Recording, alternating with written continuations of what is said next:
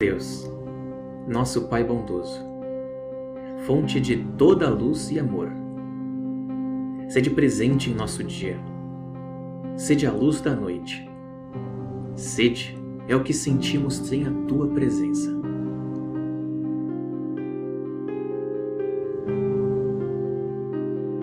A todos nós compete caminhar pelas profundezas da alma, pela iniciativa própria ou estimulados pelo sofrimento.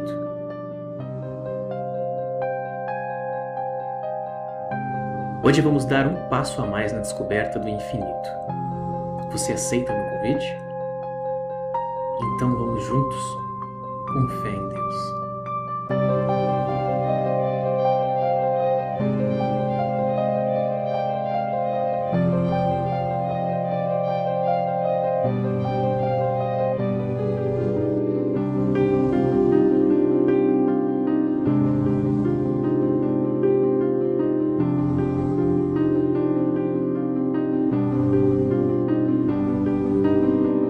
Cientes estamos do nosso punhado de trabalho. Sejamos constantes na procura do amanhã renovador. A lágrima é o suor da alma, trabalhando para o crescimento. Mormente as dificuldades. O sofrimento é a cura do amanhã. Resta-nos confiar, trabalhar e amar.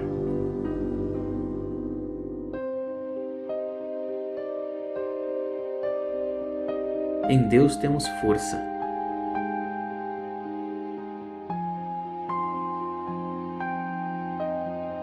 Em Cristo, exemplo. Nos Espíritos temos incentivo.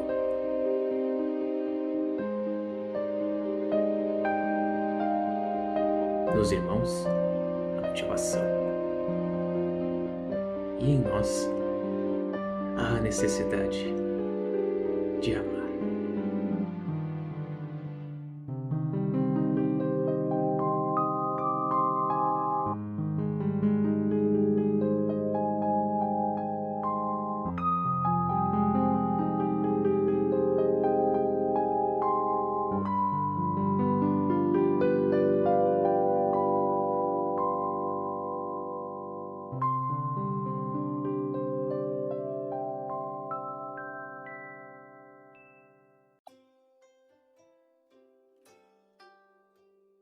Olá, seja muito bem-vindo a mais um UCA Leitura.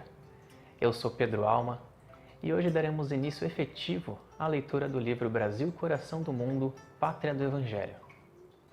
Antes de mais nada, eu quero comentar com mais propriedade como vai ser a divisão dos vídeos para que vocês tenham mais facilidade e interatividade com estes.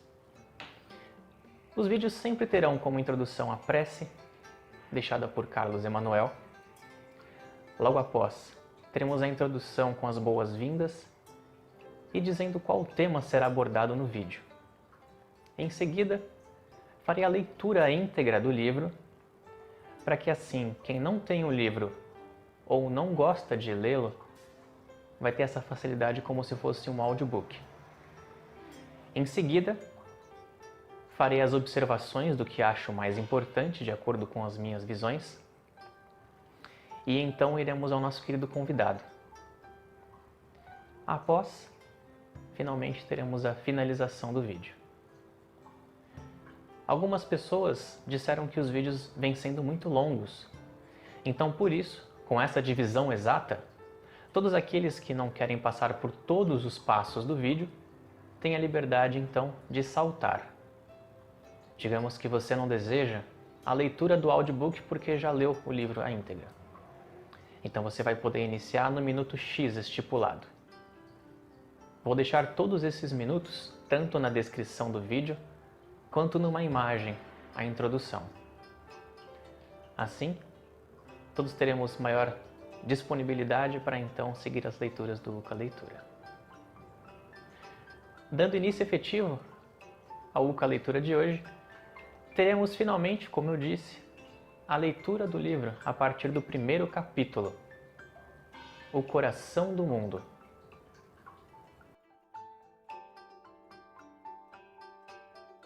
Capítulo 1.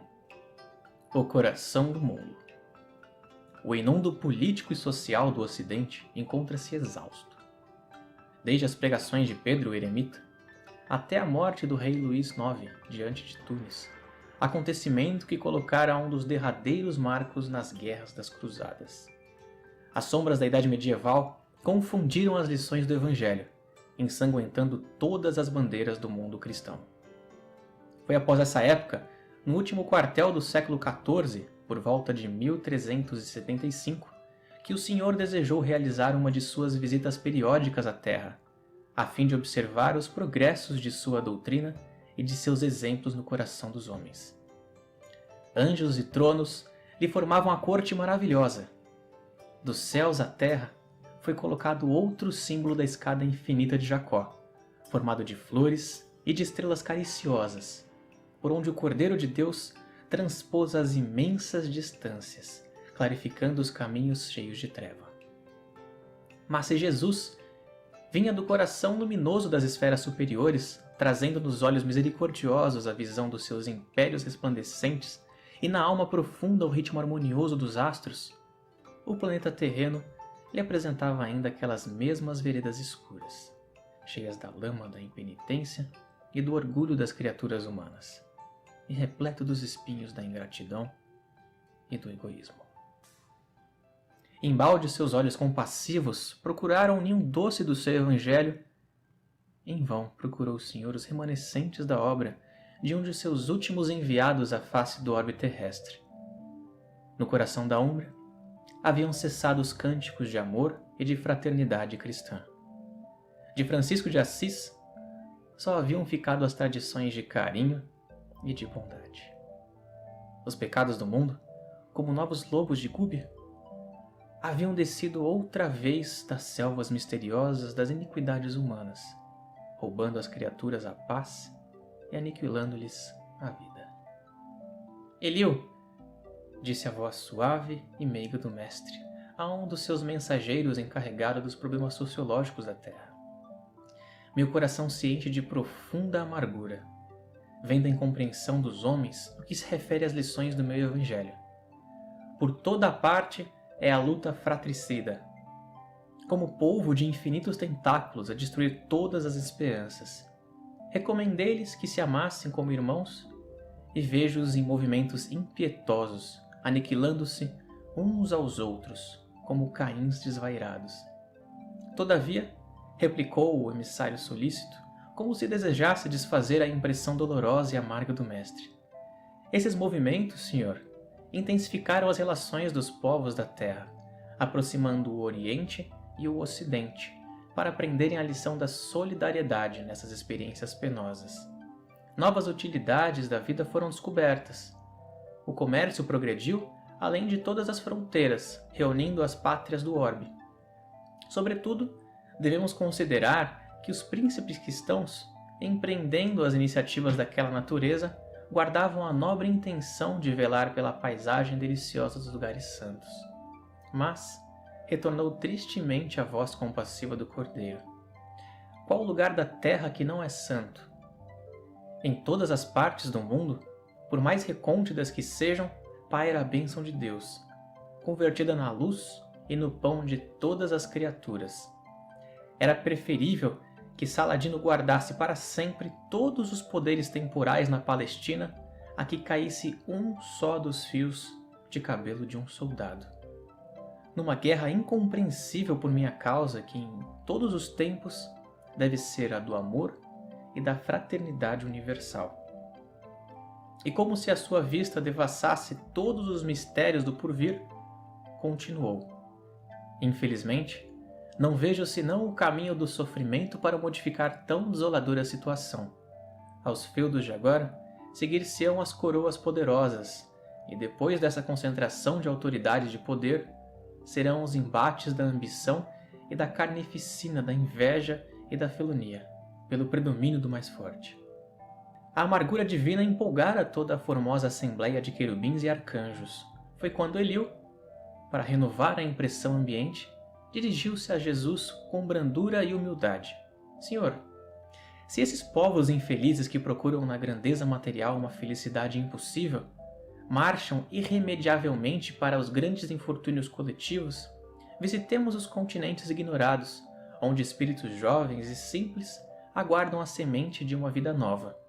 Nessas terras, para além dos grandes oceanos, poderíeis instalar o pensamento cristão, dentro das doutrinas do amor e da liberdade. E a caravana fulgurante, deixando um rastro de luz na imensidade dos espaços, encaminhou-se ao continente que seria mais tarde o mundo americano. O Senhor abençoou aquelas matas virgens e misteriosas, enquanto as aves lhe homenageavam a inefável presença com seus cantares harmoniosos. As flores se inclinavam nas árvores ciclópicas, aromatizando-lhe as eterizadas sendas. O perfume do mar casava-se ao oceano agreste da selva brávia, impregnando todas as coisas de um elemento de força desconhecida. No solo eram as silvícolas humildes e simples, aguardando uma nova era, com o seu largo potencial de energia e bondade. Cheio de esperanças, emocionava-se o coração do mestre, contemplando a beleza do sublime espetáculo. Eliu, pergunta ele, onde fica nessas terras novas o recanto planetário do qual se enxerga no infinito o símbolo da redenção humana? Esse lugar de doces encantos, mestre, de onde se vêem no mundo as homenagens dos céus aos vossos martírios na terra, fica mais para o sul. E quando no seio da paisagem repleta de aromas e de melodias, contemplavam as almas santificadas dos olhos felizes na presença do Cordeiro, as maravilhas daquela terra nova, que seria mais tarde o Brasil, desenhou-se no firmamento, formado de estrelas rutilantes no jardim das constelações de Deus, o mais imponente de todos os símbolos. Mãos erguidas para o alto, como se invocasse a bênção de seu Pai para todos os elementos daquele solo extraordinário e opulento, exclama então Jesus: para esta terra maravilhosa e bendita será transplantada a árvore do meu evangelho de piedade e de amor. No seu solo dadivoso e fertilíssimo, todos os povos da terra aprenderão a lei da fraternidade universal. Sob estes céus serão entoados as hosanas mais ternos à misericórdia do Pai Celestial. Tu, Eliu, te corporificarás na terra, no seio do povo mais pobre e mais trabalhador do Ocidente. Instituirás um roteiro de coragem, para que sejam transpostas as imensidades destes oceanos perigosos e solitários, que separam o velho do novo mundo. Instalaremos aqui uma tenda de trabalho para a nação mais humilde da Europa, glorificando seus esforços na oficina de Deus. Aproveitaremos o elemento simples da bondade, o coração fraternal dos habitantes dessas terras novas, e mais tarde ordenaria a reencarnação de muitos espíritos já purificados no sentimento da humildade e da mansidão, entre as raças oprimidas e sofredoras das regiões africanas, para formarmos o pedestal de solidariedade do povo fraterno que aqui florescerá no futuro, a fim de exaltar o meu evangelho nos séculos gloriosos do porvir. Aqui, Eliu, sob a luz misericordiosa das estrelas da cruz, ficará localizado o coração do mundo. Consoante a vontade piedosa do Senhor, todas as suas ordens foram cumpridas integralmente. Daí a alguns anos, o seu mensageiro se estabelecia na terra, em 1394, como filho de Dom João I e de Dona Filipa de Lencastre, e foi o heróico infante de Sagres, que operou a renovação das energias portuguesas, expandindo as suas possibilidades realizadoras para além dos mares. O elemento indígena foi chamado a colaborar na edificação da pátria nova. Almas bem-aventuradas pelas suas renúncias se corporificaram nas costas da África flagelada e oprimida, e juntas a outros espíritos em prova, formaram a falange abnegada que veio escrever na terra de Santa Cruz, com os seus sacrifícios e com os seus sofrimentos, um dos mais belos poemas da raça negra em favor da humanidade.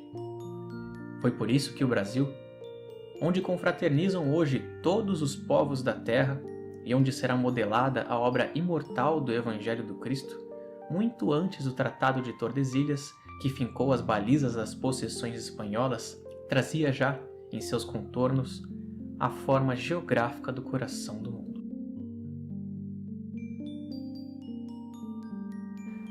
as sombras da Idade Medieval confundiram as lições do Evangelho, ensanguentando toda a Europa. No último quartel do século XIV, por volta então de 1375, nosso Mestre Cristo veio nos visitar mais uma vez. Aqui é incrível como Humberto descreve de onde veio Cristo, de suas claridades, de seu reino de paz, materializando-se, portanto, e cada vez vindo mais de encontro às imundícies terrenas, às lamas do egoísmo, à areia movediça do orgulho. E Cristo, portanto, foi tendo seu coração amargurado.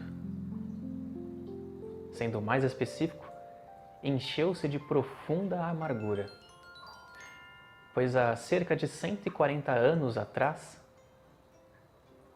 Francisco de Assis acabara de desencarnar da Terra, deixando o exemplo incrível dele, mas que parecia ter sido em vão. Cristo fala com Eliú. Eliú, um de seus arcanjos, responsável pelos problemas sociológicos da Terra. Diga-se de passagem que é muito interessante entender já desde então que existem espíritos incumbidos de tarefas específicas. Eliú, no caso, é responsável por todos os problemas sociológicos da Terra. Então, tudo que envolve a sociologia do mundo está nas mãos de Eliú. Mais à frente, vamos saber que é Henrique de Sagres. Cristo, profundamente amargurado, contesta várias questões com Eliú. Pergunta, mas parece que o exemplo de Francisco de Assis de nada valeu? Ficaram só pequenas lembranças de carinho, como se fosse fosse um pequeno momento de alívio que chegou à Terra e logo se foi, deixando mais uma vez, então, ela em suas próprias sombras. Sombras essas que nós escolhemos deixar. Cristo, no entanto,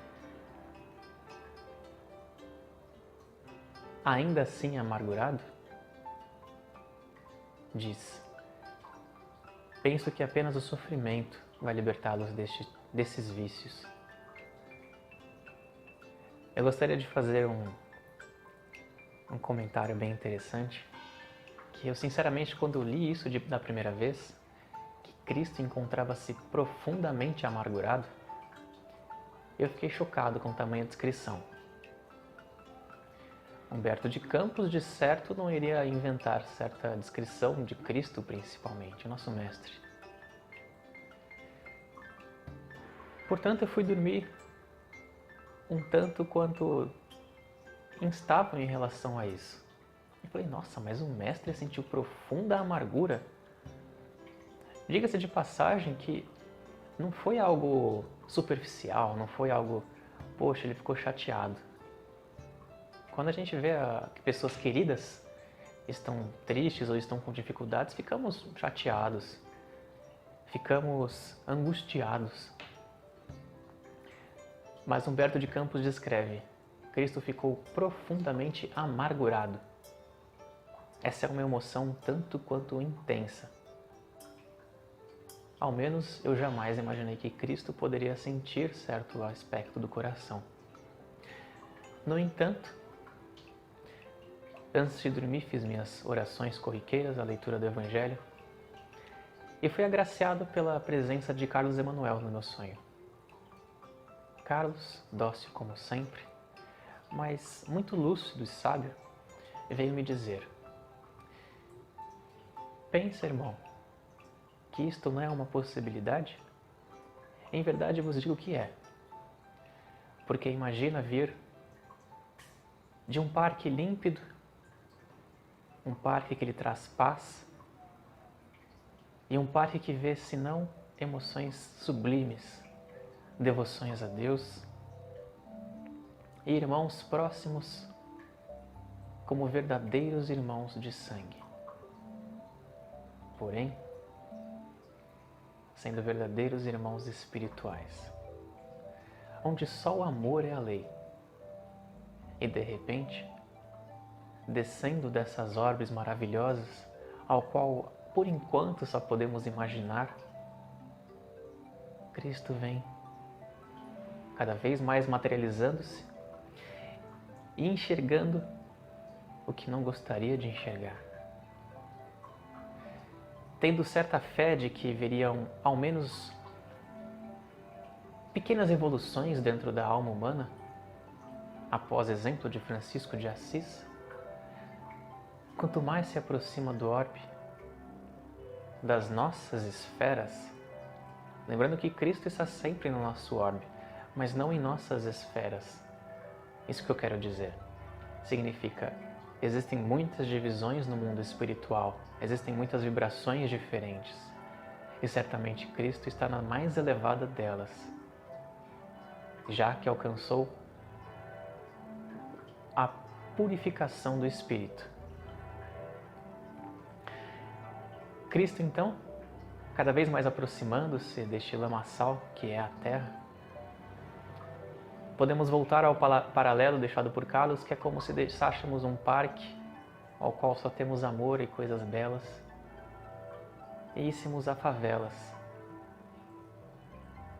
a locais que vê-se pessoas drogadas, passando fome, pessoas tratadas como os mais míseros animais,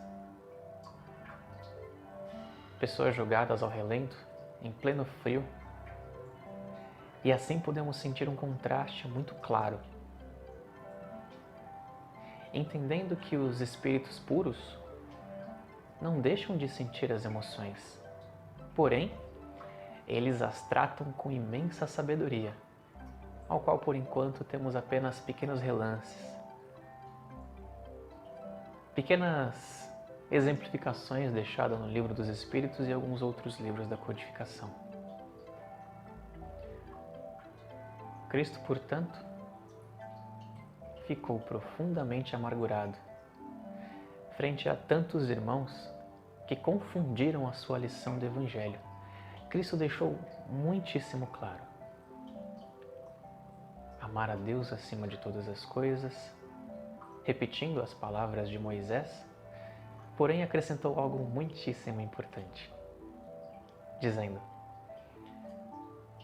amem-se também uns aos outros. Uma lei muito semelhante à outra, pois não é possível amar a Deus sem amar o próximo e a nós mesmos. No entanto, parece que as criaturas humanas deixaram isso completamente de lado e, em nome dele, fizeram uma festa de sangue. Festa essa que dizia ter Cristo, mas ele não estava lá. Imaginou-se em certa situação? Certamente teríamos muito mais do que profundas amarguras. Teríamos ainda como espíritos crianças, espíritos jovens, desespero, raiva e muitas outras emoções que conhecemos bem. No entanto, Cristo ficou profundamente amargurado. Mas Eliú, seu arcanjo fiel, disse: Mestre, não é de tudo ruim. Não foi tudo tão pesaroso assim. Com essas batalhas, os homens têm agora contato com maior facilidade em outros pontos do orbe. Existiu então o contato e a troca de civilizações. O comércio se expandiu e assim a vontade de querer expandir mais a visão do mundo. Essa troca de culturas, com certeza, é muito importante, porque enquanto estamos vivendo só no nosso redor, somos seres muito limitados, principalmente se esse redor não é expansivo. Vamos pensar na época, 1400, 1350. O que poderia de ter tão revolucionário para que as pessoas tivessem grandes aprendizados nesta época, em pequeno vilarejo ou em pequeno povoado? Então as trocas se faziam mais claras quando outras culturas entravam em choque. Eliú foi descrevendo com grande claridade os pontos positivos, não deixando para trás e não dizendo que as cruzadas foram coisa importante. Porém, deixa claro ainda que foi um ponto de bastante sangue e tristeza na terra. A Assembleia de Anjos e Querubins, um tanto quanto empolgadas e inquietas em relação às emoções vindas de Cristo, inquietam-se, ficam surpresos. E Eliú, como que inspirado por Deus, diz ao mestre que existe tal lugar, localizado nas Américas, que pode servir para o novo mundo, distante dos vícios penosos da Europa. Isto enche o coração de Cristo de profunda esperança. Assim, toda essa assembleia foi visitar este ponto. O momento mágico aqui descrito por Humberto de Campos fala como foi ver Cristo enxergando este canto da terra. Cristo abençoou e parece que de pronto foi abençoado e homenageado por todos ali ao redor, que eram os animais, as aves, o mar, as árvores. Tudo parece ter elevado os seus pensamentos, suas energias a Deus. E então Cristo pergunta: mas Eliú, onde está essa terra dadivíssima que há de ser a nova terra do Evangelho? No seu solo dadivoso e fertilíssimo, todos os povos da terra aprenderão a lei da fraternidade universal. Sob estes céus serão entoados as hosanas mais ternos à misericórdia do Pai Celestial. Tu, Eliú, te corporificarás na terra, no seio do povo mais pobre e mais trabalhador do Ocidente. Portugal, naquela época, era em verdade o país um dos mais pobres da Europa. Ganhou prestígio após a colonização do Brasil e de outras terras. Todas essas vontades de Cristo foram então atendidas em sua plenitude. Eliú se corporificou na terra em 1394, filho de Dom João e Dona Filipina, conhecido como Henrique de Sagres. Eliú foi muitíssimo importante para incitar no coração humano a vontade de expandir as buscas marítimas, pensando que naquela época muitos tinham medo do mar. Alguns pensavam até que a Terra era plana, que após passar no seu limite, todos cairiam como se fosse uma cachoeira infinita, ou então que existiam monstros, pensando quase como da época mitológica. Esse papel de Henrique de Sagres foi fundamental para incitar os corações do porvir. 100 anos depois, sabemos que Cabral descobriu o Brasil. 3 povos formavam a base do povo brasileiro: os indígenas, o povo pobre europeu, os trabalhadores e, por último, mas obviamente não menos importante, os africanos. Os africanos que foram chamados a incorporar espíritos bem-aventurados por suas renúncias. Então, já descrito por Humberto de Campos, podemos observar que foram espíritos muito iluminados, que vieram dar a frente à escravidão. Junto a eles, espíritos também em provas, e assim podemos entender como alguns eram totalmente subservientes e pacientes, sabendo que aquilo não era mais do que uma passagem, e outros revoltados, revolucionários, tentaram trazer o amadurecimento da escravatura antes do seu momento espiritual. Vamos pensar aqui que esses espíritos corporificaram-se como escravos não à toa. Pensando que vidas passadas nos trazem aprendizados necessários, claramente esses irmãos se corporificaram na Terra como escravos africanos para vencer os seus orgulhos e para vencer, por que não,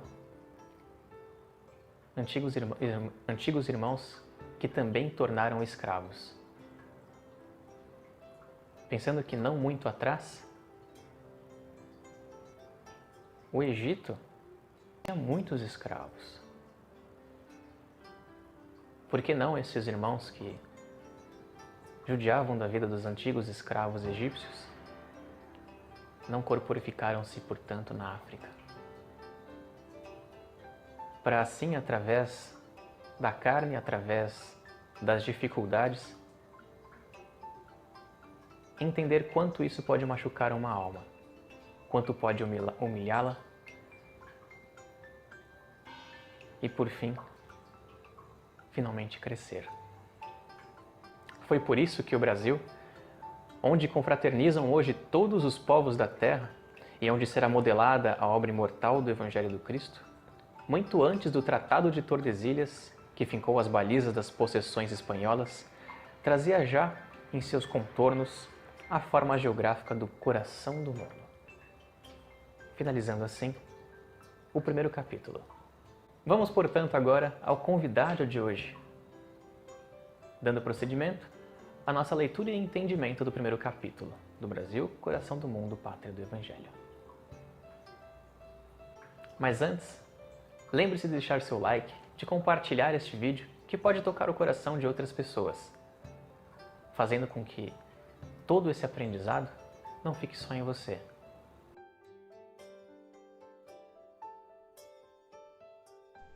No a leitura de hoje, estamos com o nosso querido convidado Maurício Figueiredo. Maurício tem 43 anos de idade e estuda espiritualidade faz 25 anos, desde os 18 anos de idade. Maurício é diretor de escola e psicólogo. Nosso querido amigo Maurício se formou nas Casas André Luiz. Veio estudando desde então e continua os seus estudos através dos livros do Chico, de Divaldo e das leituras da codificação. Maurício também atua como dirigente da União Kardecista Antônio Alexandre, nosso querido UCA, trabalhando também como médium junto ao Paulo André, querido irmão, doutor espiritual que atua na cura física e emocional de tantas pessoas que estão lá para dar seus testemunhos. Meu querido amigo Maurício, seja muito, muito bem-vindo e agradeço pela sua presença. Poxa, Pedro, é uma alegria muito grande poder estar com você nesse momento e antes de começar a falar aqui, eu quero lhe fazer um elogio, né, porque essa tua iniciativa de fazer esse trabalho foi algo que me encantou bastante, chamou muito minha atenção a proposta e o modelo da proposta, porque como a gente já conversou algumas vezes, a importância do que a gente faz é realmente levar à frente a boa nova. E é possível fazer isso de muitos jeitos. E essa é uma linguagem muito atual, né? A gente está aproveitando muito essa oportunidade, o momento que a gente está vivendo da pandemia, para poder usar as ferramentas que sempre estiveram à disposição e a gente não usava. Mas eu quero te fazer esse elogio, porque eu entendo que a tua iniciativa foi uma coisa bendita. E eu desejo que, mesmo depois de toda essa loucura acabar, né, e a gente conseguir retomar a velha loucura, né, aquela do dia a dia, da nossa rotina, que a gente não perca essa oportunidade. que você possa continuar a desenvolver e quando terminar esse livro possa fazer o próximo e assim sucessivamente. Acho que esse é o meu desejo de hoje. Obrigado, irmão. Se Deus quiser, é o que eu torço também. Eu tenho percebido que muitas pessoas aprendem coisas que não sabiam antes.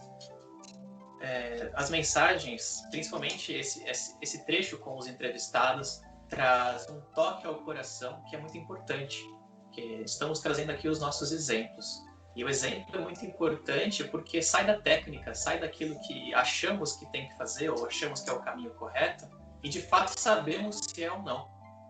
Sim. Obviamente que cada um vai seguir o seu caminho através dos seus passos, vai seguir de acordo com a sua vontade também, mas aqui estamos dando testemunho daquilo que já vivenciamos, o que pode ser muito importante para muitas pessoas. Então agradeço, meu querido amigo. Vamos para a primeira pergunta. Vamos lá. Em sua visão, as cruzadas trouxeram algum benefício para o globo? Além das considerações positivas deixadas por Eliú. Por que Deus deixaria algo assim acontecer conosco? Parece inimaginável a gente falar que uma coisa ruim pode ser boa, né? Então, invariavelmente, quando a gente fala de guerra, quando a gente fala de coisas que trazem algum mal à sociedade, parece que automaticamente a gente tem que dizer que aquilo é ruim e de que aquilo não é fruto da divindade.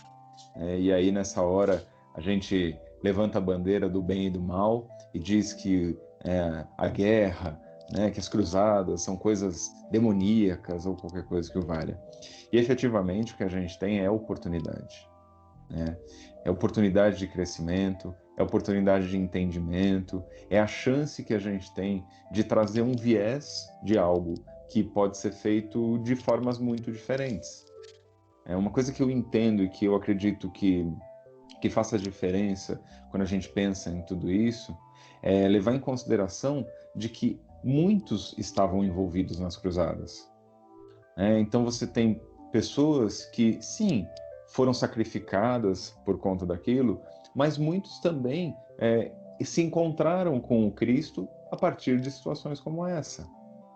Quantos foram conduzidos nessa massa e que tiveram o seu aprendizado, o seu entendimento, ou até a sua devoção a partir daquilo, a partir daquela experiência.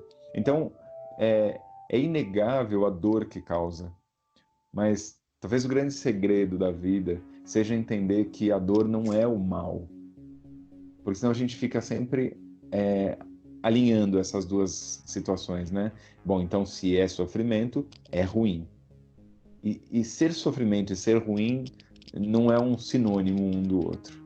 Sofrimento, a tristeza, a amargura, ou qualquer coisa que venha junto, por exemplo, com as grandes cruzadas, não se limita àquela experiência. É tudo que vem junto com ela.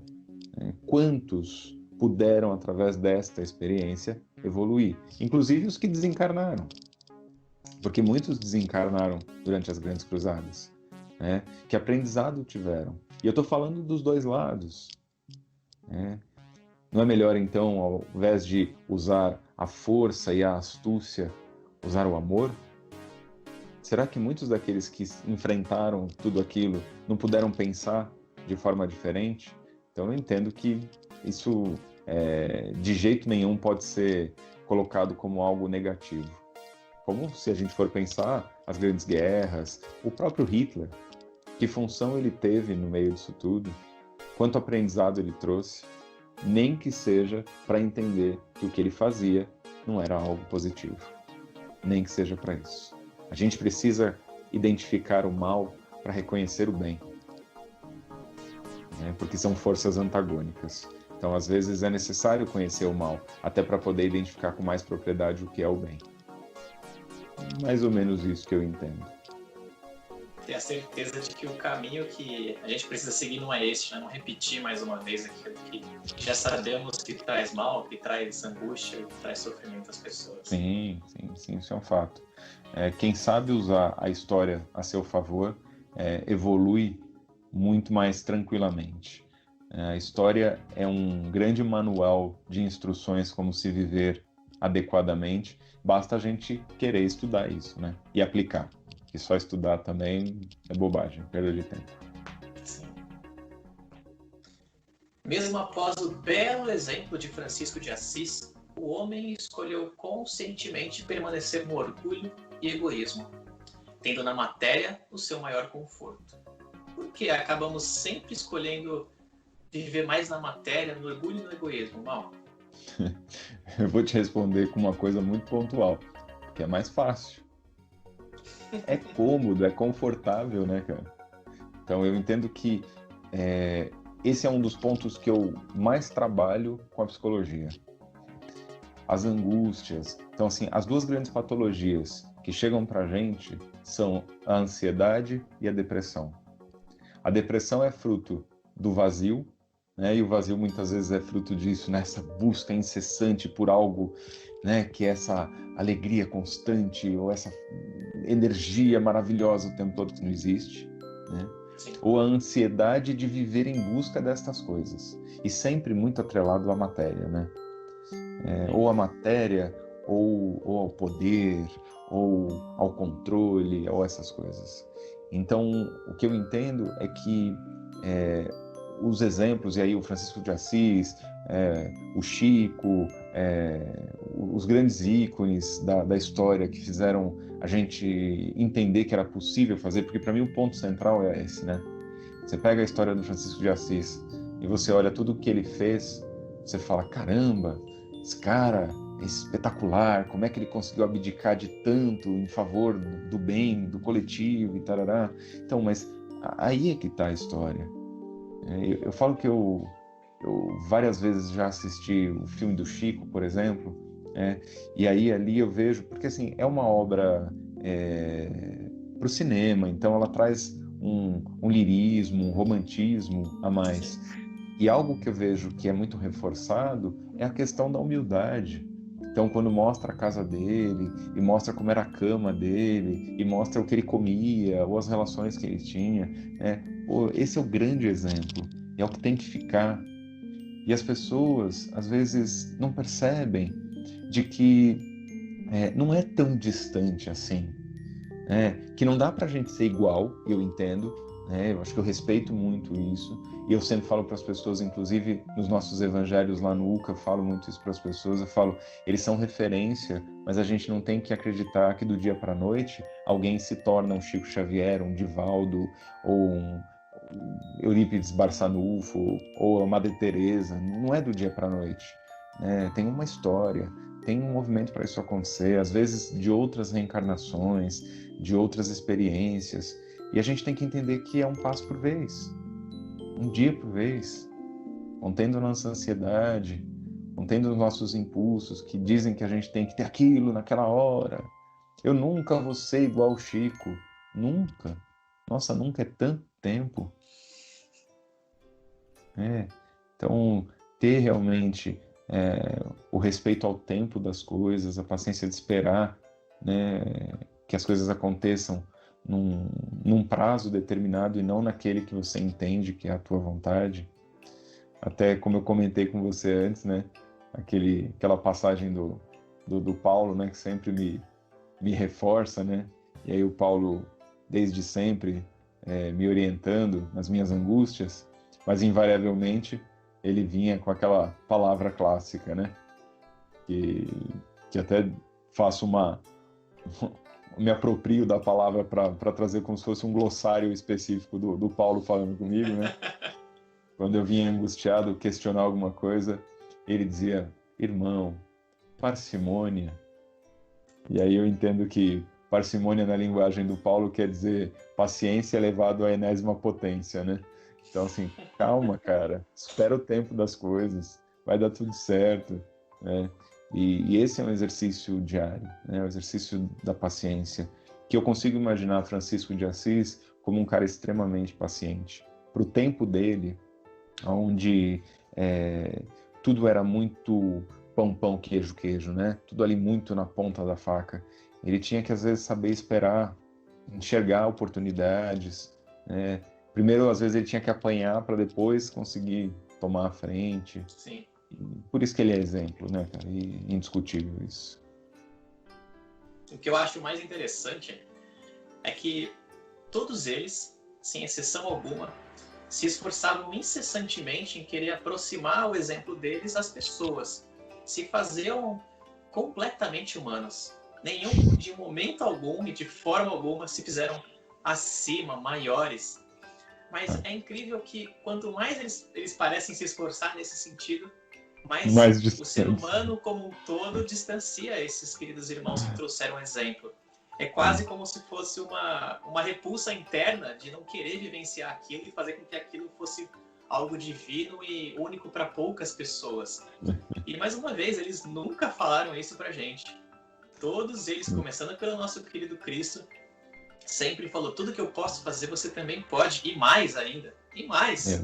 Nossa, é incrível falar isso, porque não limita a gente de forma alguma. De forma nenhuma. E se você pensar, a gente é capaz mesmo. A gente consegue mesmo, né? Eu falo que é interessante, quando a gente está trabalhando em terapia, a gente faz muito um histórico, né? Então, quando você está com um paciente já há algum tempo, você faz comparativos. Você lembra como você lidava com determinada situação aqui, olha que legal como você lida agora e tal. E esse é um exercício que eu entendo que a gente precisa fazer com a gente. Eu pergunto para você, Pedro, você se lembra de quando você começou a ir ao UCA? Que idade você tinha? Era um menino. Eu tinha, eu acho que uns 20 anos, E aí, Hoje ali eu tenho naquele 27. momento, então, com 7 anos de diferença, que comparação você faz do Pedro que ia ao UCA naquele tempo para o Pedro de hoje? É gigantesco, mano, gigantesco. A diferença é gigantesca. E a gente tem que se apropriar disso para pensar que cada vez que a gente progride, né, a gente abre chance de progredir ainda mais. E não ficar com essa visão de, mas eu nunca vou ser um Chico Xavier. Tá, você pode até não ser um Chico Xavier nessa encarnação, mas você pode um dia se tornar um Chico Xavier para pessoas que olhem para você e digam: como é que esse cara conseguiu chegar aqui? É verdade. O primeiro passo é hoje. Tem um ditado chinês que fala que, eu posso não dizer de forma precisa, peço desculpas, mas que a jornada de 1000 milhas começa pelo primeiro passo. Então, a gente está sempre falando assim, mas ele está 1000 milhas na minha frente. Mas se você der esse primeiro passo, o segundo vai ser logo a consequência disso, então vai encurtar esse caminho. Mas como eu disse no exemplo, né, parece que estamos sempre querendo falar assim, mas agora ele está a 1.200 léguas, está mais distante ainda. Milhas, aliás. Então está cada vez distanciando mais, né? E quando, na verdade, o que nós precisamos é, hoje, começar com pequenas coisas. Ninguém pede para ser um exemplo imenso. Deus nunca pede. Se nós somos nós mesmos diariamente, com as nossas mazelas, com as nossas dificuldades, com o nosso orgulho e vaidade, e Deus ainda assim nos dá o alimento, Deus ainda assim nos dá o trabalho, nos dá regalias que, vamos ser justos, não precisávamos de todas essas regalias, ainda assim Deus nos ampara. Quanto mais Deus vai nos amparar se nós buscarmos caminhar nesse sentido. Sim. É importante ter essa boa vontade dentro de nós e a consciência de que não é esse afastamento que vai fazer com que nós tenhamos mais vontade de seguir esse caminho. É pelo contrário, é a proximidade. Mas o que eu tenho parecido com o Chico? Pode ser numa quantidade muito menor? Pode. Mas qual o problema? É uma parcela que nós temos. Você sabe que tem uma coisa que eu falo muito às segundas-feiras lá no centro, né? A gente fala no UCA na hora do evangelho e tal, porque as pessoas têm muita essa autocrítica de, mas eu não consigo evoluir e tal.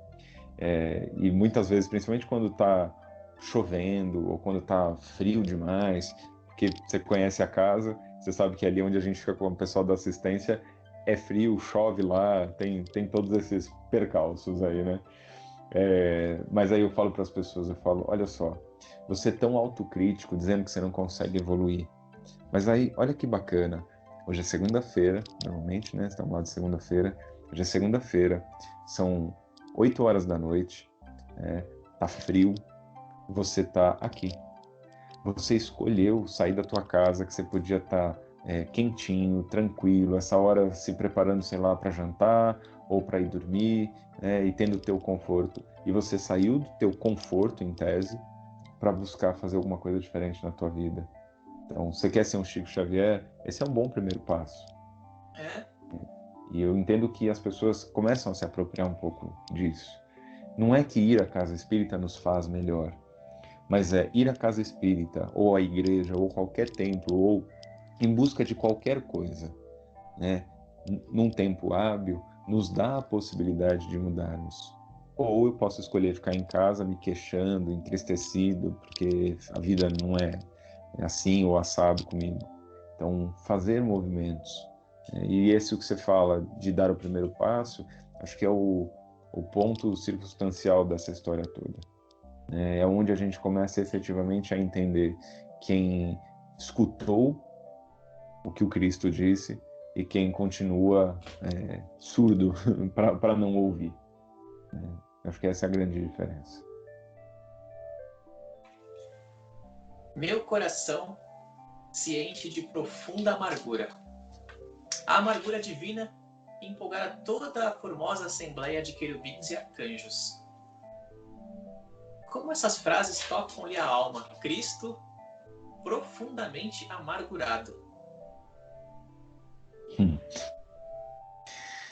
Eu consigo imaginar isso, né, com o Cristo que é tão dedicado a nós, que o tempo todo busca sempre nos dar mais uma oportunidade, sempre nos dar mais um caminho. E eu vou fazer aqui uma parte que eu entendo que é muito importante nesse momento, por uma peculiaridade que eu entendo que por mais que seja uma coisa que a gente acredita e que está em voga hoje, talvez há pessoas que não entendam dessa forma. A pandemia chegou, né, no nosso planeta como uma forma de nos auxiliar na nossa evolução. Uma forma bastante rigorosa, mas talvez menos cruel do que seria a segunda opção. Porque a segunda opção seria a guerra. A guerra nos dividiria, faria com que nós escolhêssemos um lado, isso, né? E a pandemia trouxe a ideia de união, de todos lutando contra um mesmo dito inimigo, vamos dizer assim. Então, quando eu penso nessa agonia do Cristo, eu vejo ele nas suas grandes tentativas de movimentar a reflexão e as ações das pessoas, e vendo que muitas vezes isso é em vão. Só que aí eu fico imaginando, para mim é uma alegoria essa coisa dos anjos, dos querubins, né? Eu vejo, na verdade, a massa da espiritualidade se movendo em favor. E aí eu penso muito em tudo que eu escuto da espiritualidade e do quanto eles têm se dedicado a ser um suporte viável para que nada se perca. E acho que esse é o ponto central, né? De que ninguém que se dispuser a fazer diferente, ninguém que tiver na sua essência o desejo e a intenção de uma promoção de bem, de melhoria, de algo que seja positivamente, que esteja em consonância com o que o Cristo nos deseja e nos propõe, todos esses serão amparados e ajudados. Todos esses serão impulsionados para uma ação positiva. Então eu entendo que a espiritualidade ela se encontra hoje alerta. E eu entendo que esse alerta, ele não é um alerta só por uma coisa que a gente tende a pensar, que é o resgate das pessoas que estão sofrendo por conta do coronavírus. Tudo bem, nós temos 20 mil e tantos desencarnados pelo coronavírus, mas ok, pelo que a gente tem 7 vezes mais espíritos desencarnados, cuidar de 20 mil desencarnados, né? 20 mil não, vai, tudo bem, vamos contar do mundo inteiro, 100 mil, cento e poucos mil desencarnados. Nós temos muitos espíritos à disposição para favorecer e ajudar, mas a ajuda não é só essa, não é para acolher desencarnados. A ajuda é para favorecer que as pessoas continuem com a sua fé estabelecida, para que as pessoas sejam estimuladas ao bem comum, de que a caridade efetivamente seja a premissa básica para todos. Eu vou dar um exemplo de uma coisa muito simples, muito pura, né? Mas que tem a ver com o que possivelmente o que a gente está vivendo e a espiritualidade ficam em consonância e favorecem que essas coisas aconteçam. O meu filho mais novo, né, o Eduardo, ele pediu que ele queria fazer um vídeo, porque ele queria colocar esse vídeo nas redes sociais. E esse vídeo, ele tem a intenção de promover ajuda a quem precisa. Então ele dizia assim: pai, eu quero fazer um vídeo para dizer para as pessoas que se elas precisarem de mim, eu estou aqui. Que se elas tiverem uma dificuldade, eu posso ajudar, eu posso conversar com elas e eu posso rezar para o Papai do Céu. Então eu entendo que são essas pequenas coisas que fazem a gente entender que não é à toa que o Cristo falava: venham a mim os pequeninos, né? Porque é disso que é feito. E eu vejo a espiritualidade alimentando essas práticas que podem ser vistas por muitos como bobagem. E aí eu te trago mais uma coisa, Pedro, que me chamou muito a atenção. Com o advento das lives que a gente tem feito no Instagram, uma coisa que foi muito significativa é que pessoas que eu conheço que não são kardecistas e que eventualmente nem vejo ter uma relação religiosa, uma relação com a espiritualidade, começaram a acompanhar. E ao acompanhar, estão mais sensíveis. Isso é fantástico, porque falar de religiosidade, quando você fala para alguém assim: olha, eu vou a um centro espírita, aí as pessoas ficam te olhando. Aí quando você diz assim: então, além de ir, eu trabalho numa casa espírita. Trabalha? Mas o que vocês fazem lá? Aqueles trabalhos, galinha, não sei o quê? Não, um trabalho de caridade. Caridade, vocês distribuem sopa? Fala, não, caridade ajuda ao próximo em suas necessidades.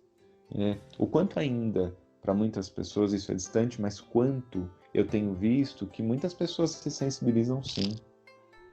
Fico muito feliz, inclusive, porque nessas lives a gente tem tido a maior diversidade de religiões possível. Tenho católicos, evangélicos, eu tenho budistas, pessoas que participam e que não estão ali porque a gente está falando sobre a crença que o kardecismo traz. A gente está falando sobre como é que a gente faz para todo mundo viver melhor. Não só os kardecistas, nem os católicos, nem quem quer que seja. Todo mundo. E isso faz muita diferença. E essa pandemia tem incitado muito, né, a sensibilidade das pessoas. Quantas pessoas têm se sensibilizado mais, vendo os outros sofrerem, vendo os outros perderem entes queridos e querendo fazer alguma coisa, quase como uma rega em abundância, sementes que existem já dentro do nosso coração, da caridade e da boa vontade. Sim. Então tem sido sim de muita importância.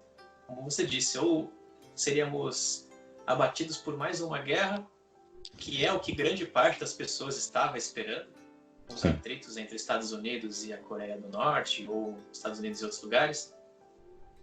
E não foi isso. Para mais uma vez, primeiro, mostrar que ninguém está no controle de nada.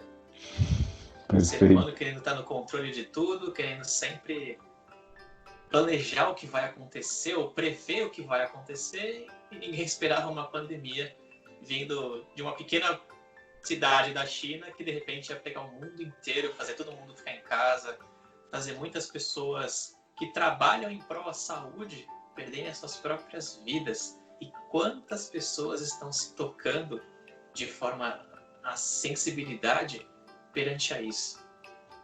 Sim. Poxa, um médico perdeu a vida, um enfermeiro perdeu a vida, um técnico de enfermagem perdeu a vida porque estava batalhando para ajudar os outros. Uhum.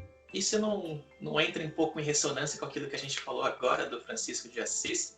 Sim. Essas pessoas não eram grandes missionários no sentido que nós vemos nos sentidos religiosos. Não eram. Cara, eu acho que normais. eu vi um exemplo muito bom disso que você está falando, num caso específico, que era uma clínica, né, de pacientes que estavam em estado terminal. E veja, estado terminal. Tá? Então, é basicamente uma clínica para cuidados paliativos, onde as pessoas estão ali esperando só o dia da passagem. E houve um movimento muito significativo onde todos os funcionários, todos os colaboradores daquela instituição não foram embora e passaram a viver junto com os pacientes dentro da clínica para não colocar aqueles pacientes em risco, para não trazer doença do lado de fora. E aí, isso que você está falando é muito verdade, né? Esse é o exemplo máximo de caridade. Então, assim, é uma entrega tão pessoal porque você abdica da tua família, você abdica do teu conforto, porque com certeza não estão dormindo da melhor forma, não estão se alimentando da melhor forma, perdem o convívio social numa forma muito extrema e tudo isso. Ou quantos médicos que estão morando em hotéis próximos aos hospitais para poder ficar afastado dos familiares, para não colocá-los em risco. São todas essas ações e exemplos extremamente significativos de caridade, verdadeira caridade, né? A abnegação do seu próprio conforto, como você colocou. Com certeza. Muito bem, bom, seguinte. Almas bem-aventuradas, como descreveu o nosso querido Humberto de Campos, encarnaram na África para fazer o exemplo do autossacrifício. Em que sentido acha importante milhares de irmãos sofrerem para nos trazer esse exemplo? Bom, partindo do princípio que essas pessoas também estão em processo evolutivo, eles também se colocam nessa situação para a evolução deles. Então, assim, eu entendo que é uma via de duas mãos. Hoje, quando a gente pensa na escravidão, ela é muito dolorida para cada um de nós. As pessoas têm o ato de dizer assim, não, ela é dolorida só para os negros. Eu falo, não, ela é dolorida para nós como seres humanos. Porque quando a gente para pensar que o ser humano é capaz de colocar um outro ser humano, por conta da cor da sua pele, numa condição desumana, né, desprestigiando a existência daquele ser, eu falo que isso me entristece como ser humano. Ponto. Me dá um desespero de pensar que nós continuamos a ter pessoas fazendo isso. Hoje, o que eu entendo que é muito semelhante é a invisibilidade do morador de rua. É muito parecido. Então, quando você vê uma ação social nas ruas de São Paulo, em tempos de pandemia, que as pessoas colocam água e sabão pendurada numa árvore, há pessoas que dizem, mas para quê? E aí você pensa, é sério que a gente vai continuar a discutir isso, o quanto vale uma vida humana? De que ela não é algo que é menos importante ou menos significativo. Então, partindo desse pressuposto, existirem essas situações, como a própria história da escravidão, de tantos negros que vieram para o Brasil e que sofreram e que passaram por, acho que as piores situações, as piores humilhações. Tudo isso é extremamente importante e, de novo, a gente retoma a questão da história, né? Porque aí a gente tem dado, argumento. Então, são muitas nuances do mesmo universo. Você tem a história, que nos permite assistir e não repetir, mesmo que a gente repita, que a gente continue a fazer a mesma coisa, tá? Nos dá a oportunidade de assistir todos aqueles que lutaram contra isso ao longo da história. Então, os grandes ícones, né, da abolição à escravatura, eles se mostram como grande referência ainda hoje, quando a gente faz estudo antropológico, por exemplo, para falar sobre como lidar com a questão das diferenças, da diversidade. A gente retoma muito essas referências que foram utilizadas durante o período da escravidão. Então eu entendo que a função de tudo isso, né, principalmente desses grandes mártires que vão surgindo ao longo da história frente a toda essa tristeza, essa dureza, é de efetivamente ser um referencial para a gente. Lembrando sempre que não é que o outro sofre em benefício do meu aprendizado. O outro sofre porque é parte também do movimento dele, seja por necessidade, né? E aí a gente tem muitos daqueles que reencarnaram como negros escravos que haviam sido muitas vezes em outras reencarnações, pessoas que também causaram muito mal e que estavam ali no seu processo de resgate. Mas junto com isso tem muita gente também que reencarnou com o desejo de ser um bom exemplo, né, de ajudar o mundo no seu processo evolutivo e tudo isso. Cabe a nós ter esse cuidado, porque tem uma coisa que eu fui aprendendo ao longo do tempo, que é muito perigoso, que é a gente ter pena. E aí dá a impressão de que a gente se torna frio. Ah, você é frio, você não se importa então com o sofrimento das pessoas. Não, eu me importo com o sofrimento das pessoas, mas eu entendo. Essa é a diferença. Eu não acho que existe injustiça, porque tem muita gente que toma como injustiça, ou que toma como crueldade, ou como se Deus efetivamente tivesse tirado os olhos de cada um de nós. Então, de novo a gente recai naquilo que a gente está falando, né? Que é a tristeza, o sofrimento, a adversidade, ela tem função de ser. Ela não funciona ao acaso, né? Mas isso não quer dizer também que a gente tem que deixar o outro sofrendo, né? Então, se a gente tem a oportunidade, a gente tem que estender a mão. Então, se a gente enxerga que, vamos lá, a gente está falando da invisibilidade do morador de rua. Eu não preciso fazer um marmitex e ir para a rua para dar o marmitex para ele, para dizer que eu o enxergo. Eu posso simplesmente olhar para ele, falar bom dia, né? E a gente trata essa invisibilidade em vários âmbitos, cara. Às vezes é o porteiro do prédio, às vezes é a pessoa da higienização, da limpeza, né? E assim, o ideal seria que ninguém mais se espantasse quando a gente é gentil com alguém que parece invisível. E ao longo da minha história, eu acho que eu tive bons exemplos dos meus pais, que sempre ensinaram a mim e ao meu irmão de que as pessoas eram iguais. Então, eu fui uma criança que via o meu pai e minha mãe chegarem em qualquer lugar e conversar e cumprimentar e ter proximidade com pessoas das mais diferentes. Aquela velha história do cara que cumprimenta do porteiro ao presidente da empresa, eu vi isso acontecer, eu não precisei aprender do tipo, olha, você cumprimente todo mundo, porque esse é o certo. Não, eu fui fazendo porque era o certo a se fazer, não sei qual era o diferente disso. E aí eu acho que esse é o ponto central, assim, de você começar a ter esse respeito, que eu acho que é o que faz diferença quando o outro se encontra numa situação que não é ideal, ou que não é agradável, ou que é de sofrimento, ou coisa que o vale. Acho que o Cristo nos dá um exemplo fantástico, que ele sempre foi acolhedor, com todos, com o bom, com o mal, com o bandido, com o assassino, com o estuprador, com quem quer que fosse, cara, ele sempre acolheu. Sempre. Ele toma a frente, ele quer resgatar, ele põe no colo, e ele diz, olha, não precisa ser assim, vocês têm como fazer isso de um jeito diferente. Você pode não concordar com o que o outro faz, mas você também não precisa prejudicar o outro só porque você não concorda. Sim. Esse é o exemplo maior do Cristo e talvez seja isso que a gente deva propagar. Acho que esse é a grande verdade dos fatos. Eu gostaria de fazer um breve comentário, um breve exemplo, na verdade, porque muitas pessoas podem ouvir isso, de falar um oi para um porteiro, de cumprimentar um morador de rua e falar assim, nossa, mas só isso? Tanto faz só isso? Pô, cara carente.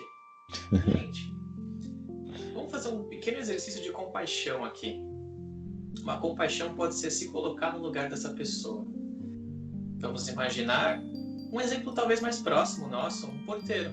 Um simples porteiro, um trabalhador do dia a dia que vem geralmente de um lugar distante, pega umas 2 horas de condução e vem para o nosso prédio para auxiliar a nossa facilidade do dia a dia, abrir as portas, deixar tudo mais limpo, organizar as correspondências. E é aquela pessoa que trabalha geralmente sozinho.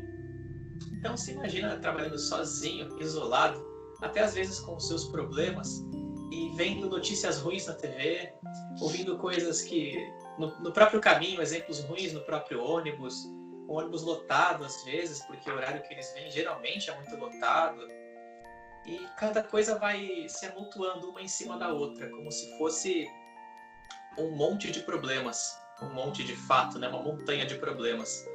E aí, de repente, chega uma pessoa muito bem-humorada e fala assim: oi, seu Carlos, muito bom dia pro senhor, como que tá? Parece que tem um pequeno facho de luz vindo lá de cima e falando assim: nossa, ela me viu, poxa, tem pessoas que se importam, tem pessoas que são boas. Eu digo que isso não vai tocar necessariamente neste exemplo mental, né, racional, vai tocar o coração da pessoa. O coração da pessoa vai se abrir para talvez ver que existem coisas interessantes, melhores no que ela vinha vendo no dia a dia dela. Quantas vezes acordamos de mau humor e tudo vai sendo cada vez pior? Aí de repente chega uma pessoa bem-humorada e fala assim: poxa, você tá legal hoje, tá bonitão hoje, hein? Mudou o cabelo aí? Aquilo deixa a pessoa, amolece o coração da pessoa, sabe? E faz com que ela tenha uma visão diferente do seu dia. Você que tá me ouvindo não gostaria de que acontecesse isso com você, sabe? Num dia ruim? Num dia que você tomou aquela fechada no trânsito e foi tudo cada vez piorando? Eu acho que isso é um breve exercício de compaixão que a gente pode entender o nosso papel no dia a dia, mostrando que coisas muito, muito, muito simples podem mudar o dia da pessoa. E imagina esse porteiro voltando para casa, dando o lugar dele no ônibus para uma senhora que estava precisando. Se ele tivesse de mau humor, provavelmente não daria. Voltando para casa de bom humor, porque ele viu esse bom exemplo de outras pessoas que foi se expandindo. E aí, de repente, a mulher que foi demitida no trabalho, ele poderia ficar cada vez piorando mais. Então, é uma bola de neve que pode ir para o bem e para coisas que... Eu acho muito importante dizer que o bem é o que vai deixar a gente em paz. Eu não gosto de dizer que o bem é aquela coisa da briga do bem e o mal, né? Parece que a gente está no Star Wars, que é aquela coisa que tem a força boa e a força ruim, que estão sempre lutando para ver quem é melhor. Mas não é essa a ideia. O bem é aquilo que deixa a gente em paz. Deixa a nossa consciência em paz, a gente vai dormir bem. A gente dorme feliz. Dorme com paz na consciência. E tenho certeza absoluta que todo mundo que já teve uma insônia, que já teve problemas na sua vida, preserva e com certeza admiraria muito ter momentos assim de paz na consciência. Para vocês verem um exemplo muito simples. Então, todos nós lutando assim, com certeza podemos ter dias melhores. Isso. E isso que você falou me remete a um pensamento que o mal não é o oposto do bem. O mal é a ausência do bem. Isso faz toda a diferença. Por isso que plantar o bem é plantar algo que está vazio. É plantar em lugar que está vazio. Você planta o bem no vazio. Que o mal é o vazio. É o que não há o bem. Quando a gente vai lá e conversa, interage com as pessoas e mostra que efetivamente a gente as considera, porque quando a gente fala de invisibilidade é exatamente isso. Quando a dor do outro, pra gente é indiferente, porque o outro nem existe. Então eu entendo que quando você vai lá e fala pro seu Carlos, como é que o senhor tá? Mudou o cabelo. Esse cara prestou atenção em mim, mas eu sou só o porteiro. Não, você não é só o porteiro. E eu tenho uma visão de vida, que é todo mundo é importante. E todo mundo é importante mediante qual é a sua necessidade. Então, no dia que o elevador para de funcionar, o cara da empresa de elevador é o cara mais importante do mundo. Principalmente para quem mora no 17º andar. No dia que você tem crise renal, o médico é o cara mais importante. No dia que você precisa ir ao banco e você está sem carro, o cara do Uber é a melhor pessoa do planeta. Então todo mundo é importante de algum jeito. E às vezes a importância do outro é ser exemplo para a gente. Às vezes o morador de rua, ele serve para a gente como exemplo, para a gente lembrar de como é bom a gente ter a nossa casa, a nossa família. Né? E ele nessa hora também serve como uma boa referência.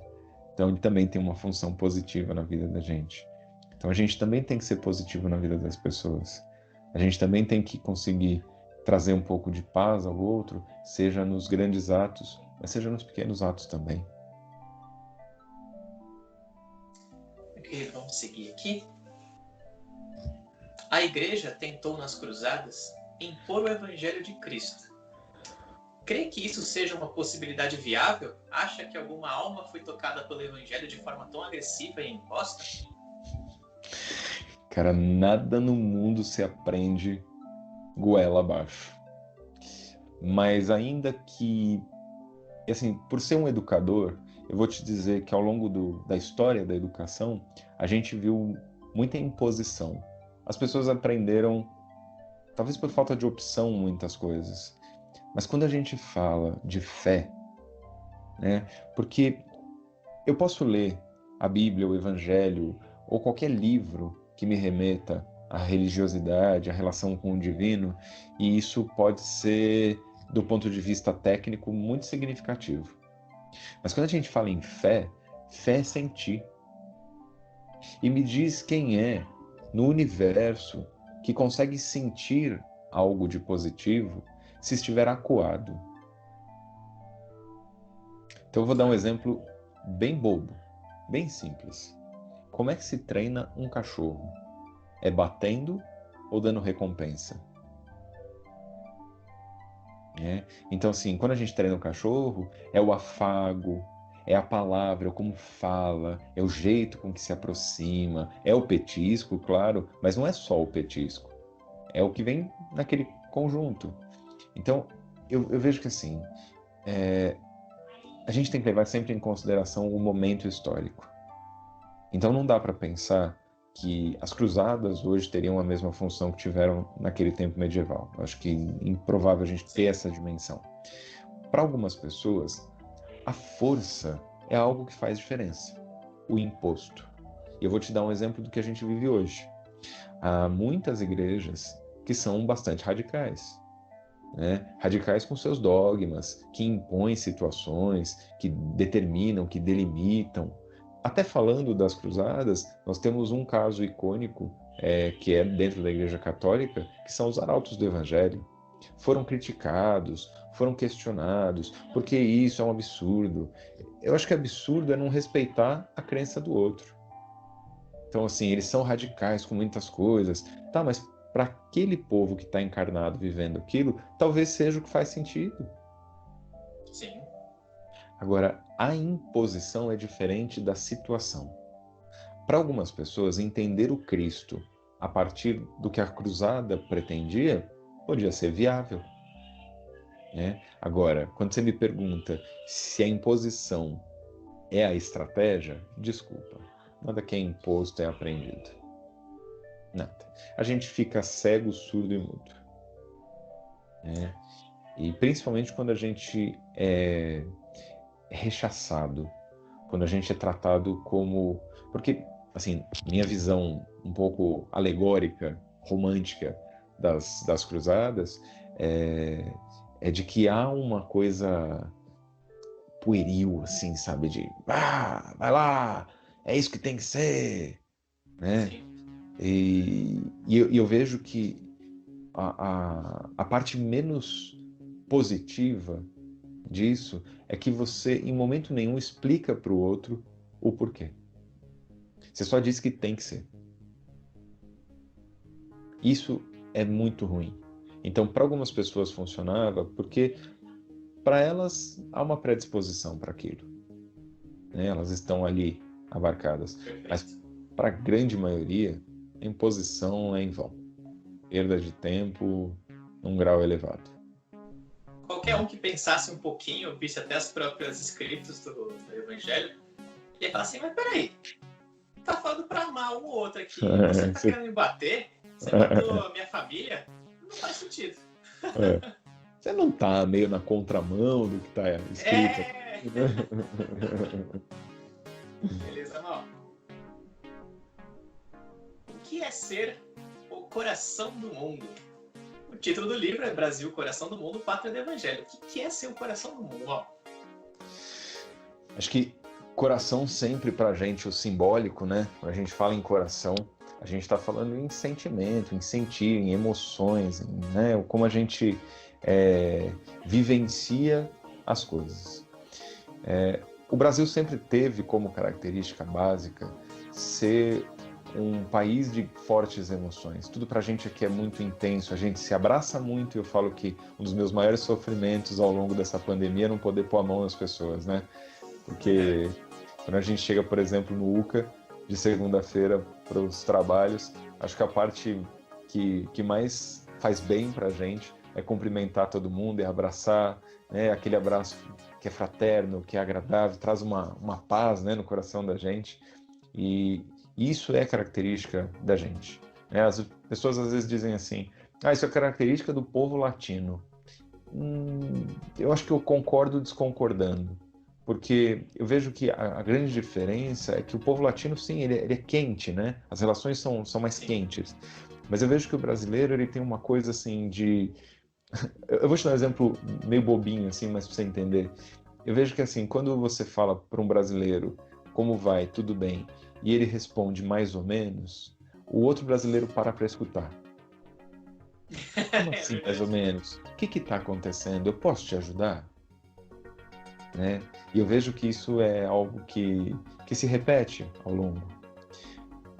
Faço uma ressalva. Penso que a gente perdeu muito ao longo da história, quando a gente começou a absorver muito das outras culturas, né, e houve um esfriamento, talvez, disso. Tá? Isso eu sinto e vejo que tem sido recorrente. Ainda que eu entenda que a gente preserva muito disso. Né? Eu até comentei com o Pedro que eu estava assistindo, né, e não é ao acaso, né? A gente assiste as coisas quando a gente vai falar sobre elas. Eu estava assistindo uma parte do programa do Luciano Huck que mostrava um senhor que é das Minas Gerais, porque, como eu falei para o Pedro, se o Brasil é o coração do mundo, a pátria do Evangelho, Minas Gerais possivelmente é uma artéria das mais importantes, assim, né? Acho que é um lugar onde a coisa ressurge ali. Mas eu entendo que, de certa forma, o que a gente começa a perceber é de que há pequenos lugares, pequenas, né, ações que fazem a gente não achar que é tão generalizado assim. Que essa coisa que vai se perdendo, que as pessoas se tornam às vezes um pouco mais distantes ou mais frias, ou qualquer coisa que valha, não é uma coisa generalizada. E quando você vê a ação das pessoas ligadas às religiões e às filosofias e a tudo isso, e você vê que as pessoas continuam afoitas por levar esse bem, né? Isso faz a gente entender que sim, né, tem um motivo de ser, porque que a gente está realmente no meio do mundo, né? E a gente está espalhando muita coisa aqui. Então, eu vejo sim que nós temos muito ainda de coração do mundo, que a gente preserva realmente a importância que a gente dá às pessoas. Sim. Por isso que a gente briga muito por causa das pessoas. E isso é uma coisa que talvez na pandemia toda ainda não tenha sido entendida. Não era hora de separar, era hora de unir. Não era hora de brigar, era hora de todo mundo dar as mãos. E isso efetivamente não aconteceu.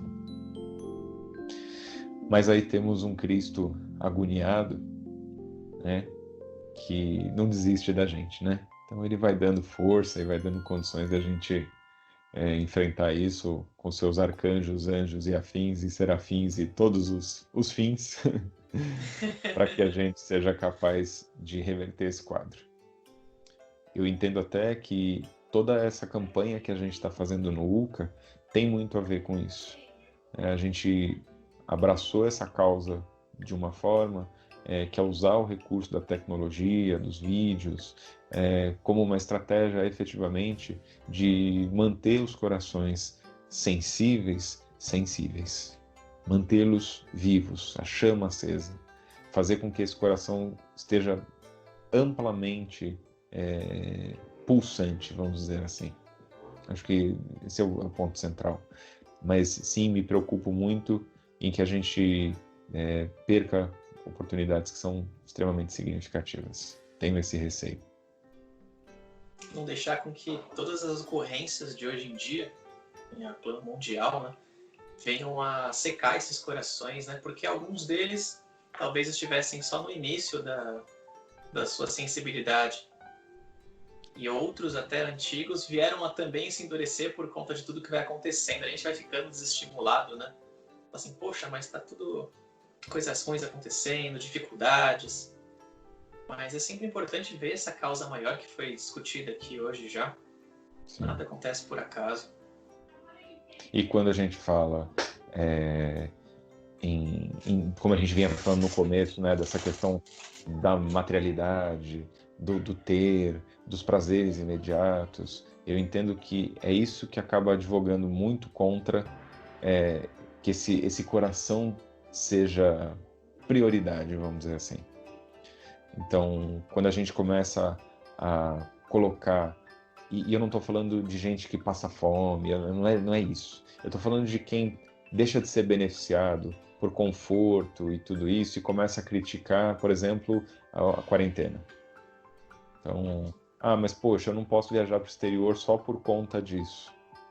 E aí eu deixo de ser caridoso, porque já que eu não vou para Nova York, então se dane o resto do mundo também. Esse é o risco que a gente corre. Esse é o risco. E de não colocar tudo na mesma panela. Né? Não dá para colocar o cara que não vai para Nova York junto com o cara que não tem o que comer. Não dá. Não dá. São situações muito diferentes. São sofrimentos muito diferentes, sim. Sim. São até realidades muito diferentes, né? Muito. Porque a pessoa provavelmente que está passando fome é uma pessoa que já tinha essa tendência e talvez outrora já tivesse passado fome. E essa que vai para Nova York muito provavelmente nunca passou fome. Sim. Sem querer, obviamente, julgar os dois lados, né? Mas são Sim. realidades diferentes, são sofrimentos que merecem relativa consideração de formas completamente diferentes. Exatamente. E lembrar, né, de que dentro dos apontamentos do Cristo para a gente, né, e a gente vê isso muito claramente no Evangelho, ele fala para a gente que a gente deve doar aquilo, não o que excede, a gente deve doar aquilo que nos é caro. Essencial. Que nos é essencial. Então, pensando nisso, as pessoas precisam entender que elas vão abdicar de confortos e regalias em favor do próximo. Claro que a gente vê muita coisa bacana, vê. Eu vi muito restaurante que não está vendendo nada, colocar a sua equipe para fazer comida para morador de rua, vi acontecer. Eu vi muita empresa colocar a sua equipe para fazer coisa que nunca fez, para favorecer e ajudar o outro, porque não tem condições de fazer sua atividade fim. Então, essas coisas, elas são recorrentes. E eu vejo que as mídias, diferente do que eu já vi no passado, têm se ocupado em mostrar um pouco mais isso. E isso é bem importante, porque nós somos muito movidos pelas coisas da mídia. É verdade. Vamos seguindo, meu querido. Consegue ver no dia de hoje o Brasil sendo o coração do mundo no sentido material entre os encarnados e no sentido espiritual no mundo dos espíritos? É um pouco complemento da pergunta anterior, né? Eu consigo ver do ponto de vista de que nós podemos produzir bons exemplos. Isso eu consigo ver. Como nação, não. Como nação, não. Porque a gente não tem uma ação coletiva ecoando. Nós temos ações individuais. Então eu entendo que isso enfraquece muito a oportunidade de a gente ter um resultado assim, de impacto mais significativo. E do ponto de vista espiritual, aí sim eu entendo que isso talvez seja mais significativo. E agora não pensando só no Brasil, mas fazendo um comparativo com o mundo. O mundo se mostra muito estanque frente à relação com a espiritualidade. Então, a gente tem muitos extremos no mundo. Ou você tem as práticas que são muito distanciadas da realidade de muitos, e aí fica essa coisa meio vinculado à magia, ao culto ao absurdo, sabe? Essas coisas que fogem um pouco aí ao dito normal. E isso acaba fazendo com que haja um distanciamento por busca. Eu vou te dar um exemplo que eu que eu vi já, que eu acho que é uma coisa recorrente, por exemplo, nos Estados Unidos. Lá, ainda que existam alguns grupos kardecistas e haja uma prática, eu acho que você entrevistou o Marcos, né, lá no Texas, por exemplo, ele frequenta uma casa, lá a espiritualidade ainda é tratada como algo cinematográfico, né? Então, você tem programas de televisão que são feitos com médiums que vão fazer consultas nas casas das pessoas para falar sobre amenidades. Ainda que em alguns desses casos se fale sobre essa relação com os desencarnados e a perda e tudo isso, e um contato, ainda é muito feito isso de uma forma teatral, né? Não é uma coisa que busca a evolução. Não tem a função de levar um entendimento sobre reencarnação, para quê, todo esse processo de lei de causa e efeito e todas as leis que nos regem. Você vê que é muito mais a coisa do show business, e isso é muito delicado, né? Então o Brasil, ele, nesse sentido, consegue sim se destacar, porque aqui a gente vive tudo muito mais intensamente. E eu não estou falando de kardecismo agora, tá? Eu estou falando, por exemplo, de tudo que eu vejo dos meus amigos que são evangélicos, por exemplo. O poder de cura da prece. É tudo muito intenso. E a gente sabe que isso é real, né? Quando eu vejo alguém ir à Aparecida do Norte com a sua fé completamente mobilizada e ver transformações na sua vida. Então, tudo isso é extremamente significativo, não dá para a gente tirar isso da frente. E é difícil você encontrar isso no mundo, né? Você tem um país que tenha isso em sua essência. Entendo que sim.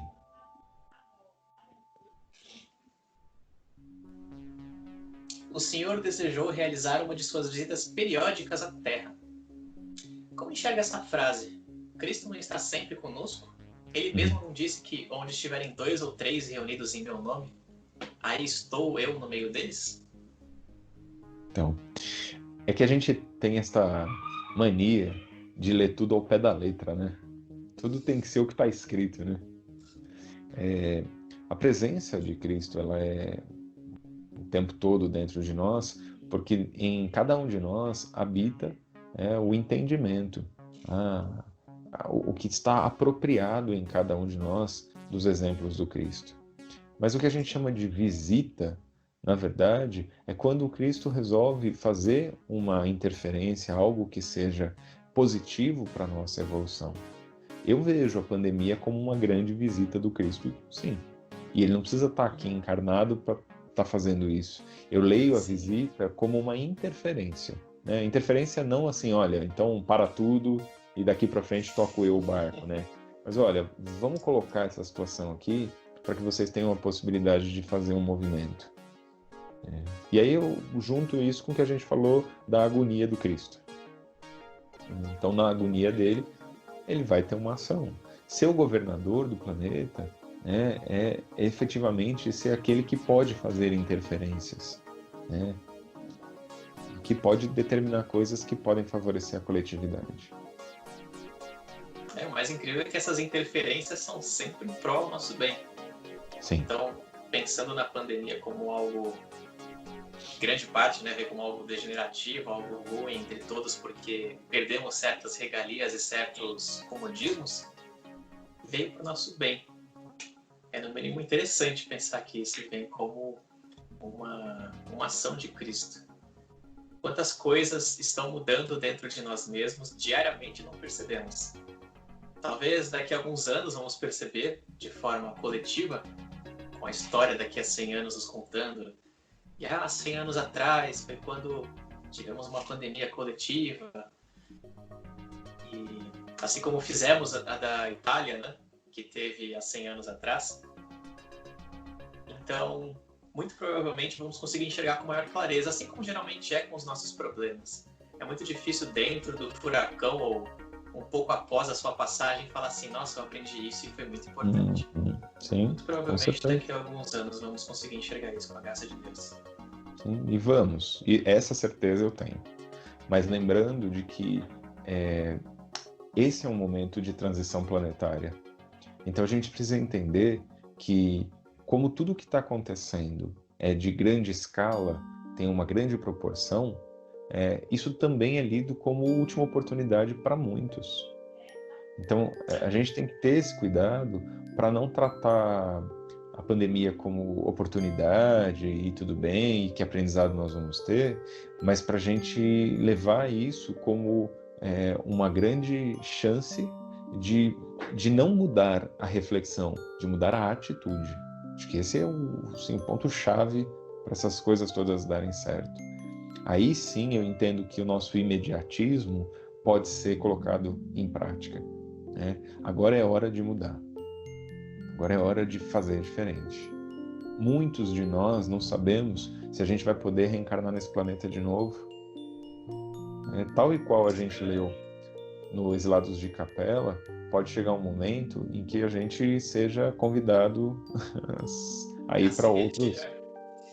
E aí ir para um planeta que talvez a gente não gostaria, para recomeçar a viver toda essa experiência do planeta de provas e expiação, toda a dor que isso causa, e se ver marcando passo. Por isso que tem que aproveitar a oportunidade, isso é efetivo. A gente sofre aqui hoje, imagina em outro mundo mais atrasado em relação à Terra. Com certeza o sofrimento é muito maior. Sim. Indo para as nossas últimas perguntas aqui, Mal. Para esta terra maravilhosa e bendita será transplantada a árvore do meu evangelho de piedade e de amor. Como imagina a árvore do Cristo sendo transplantada de um local para o outro? O que seria isso na prática? Transplantar a árvore do Cristo. Então, se a gente for pensar em o que é uma árvore, você tem que pensar que uma árvore ela tem uma raiz que tira os seus nutrientes da terra, ela tem o seu caule que dá sustentação e ela tem os seus braços, ela tem a sua copa que tem os seus braços e tem suas extremidades. Então, pensando na complexidade do que é uma árvore, é como se a gente estivesse falando da complexidade que é a trajetória do Cristo na nossa história.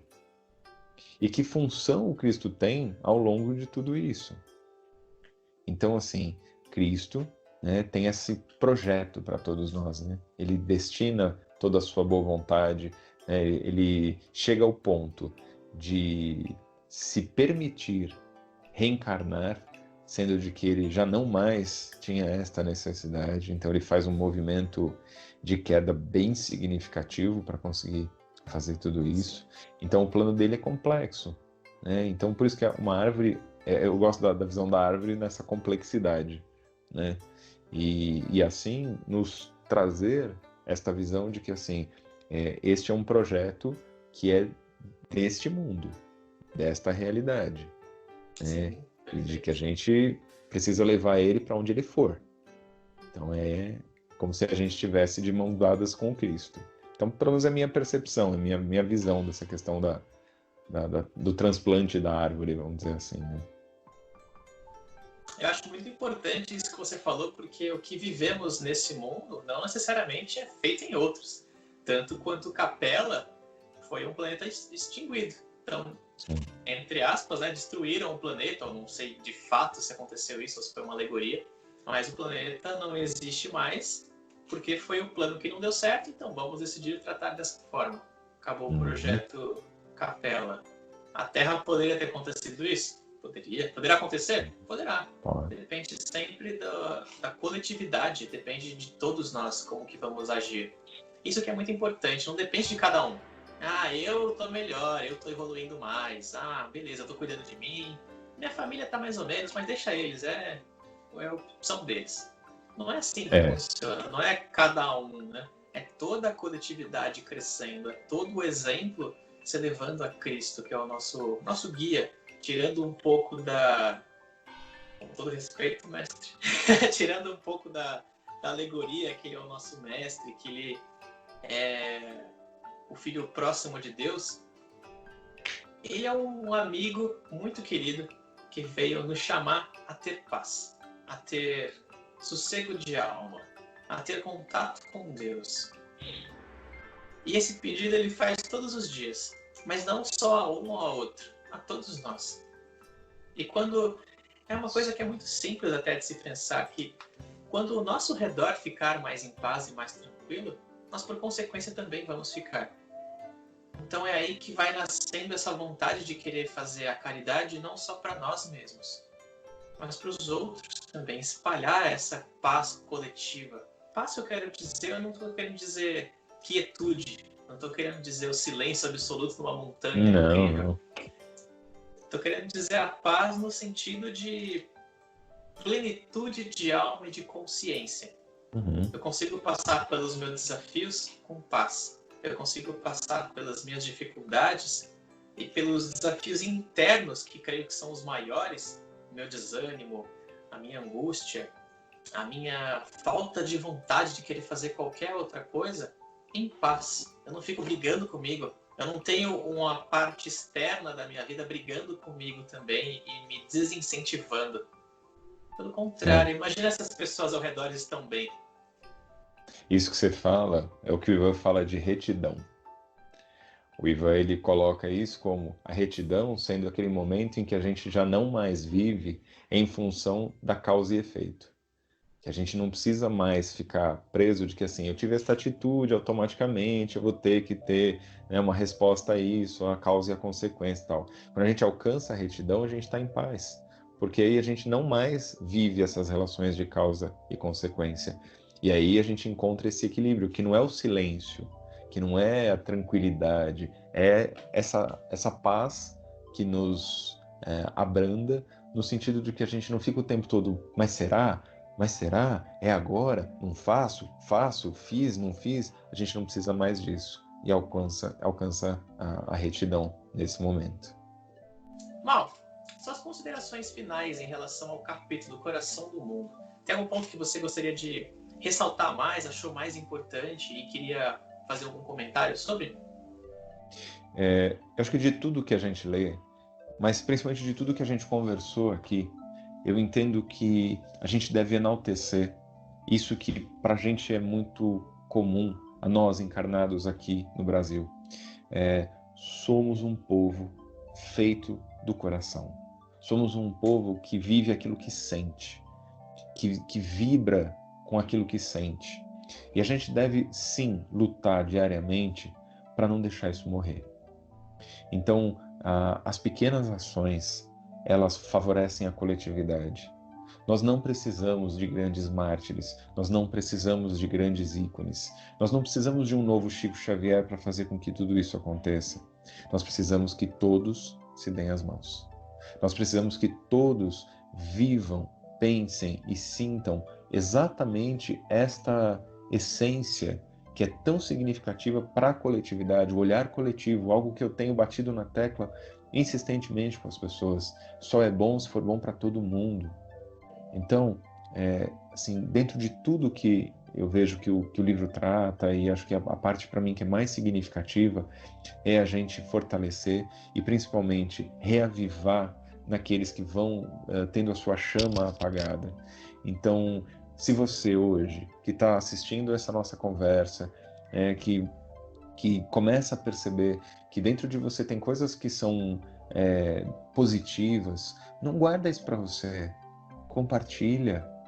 Sabe, Pedro, tem uma coisa que eu tenho feito em todos os lugares que eu estou, seja no trabalho, seja como psicólogo, seja no centro, é desejar ao outro as bênçãos de Deus.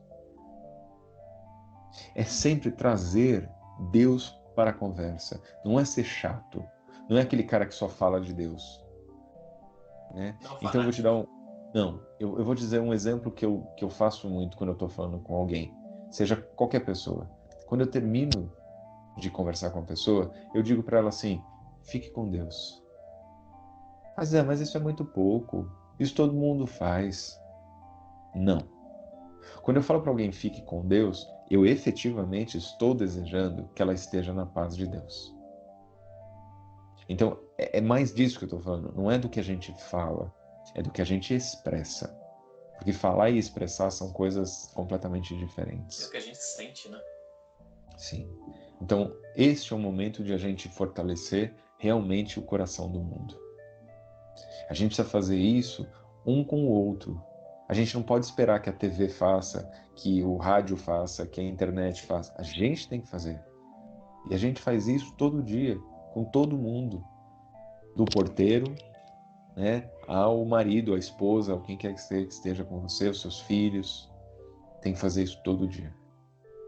Sem descanso.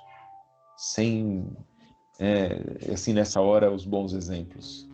Chico, né, Francisco de Assis, são bons exemplos porque para eles não havia tempo.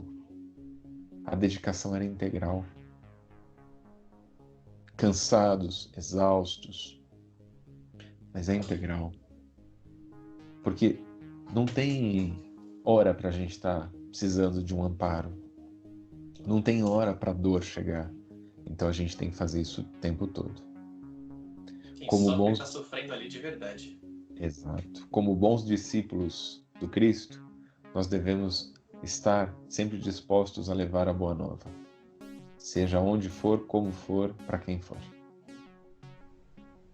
É isso. Meu querido amigo, muito obrigado pela sua presença.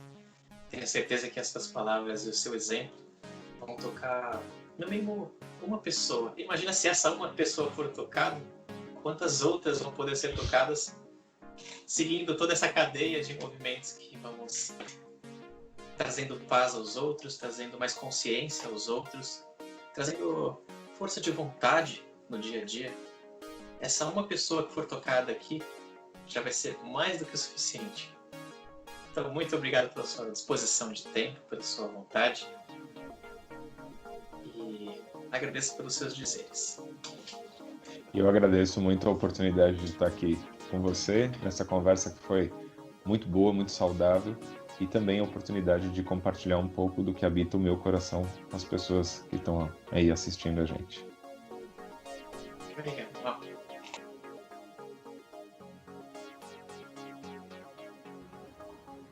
Bom, por hoje estamos finalizando o UCA Leitura.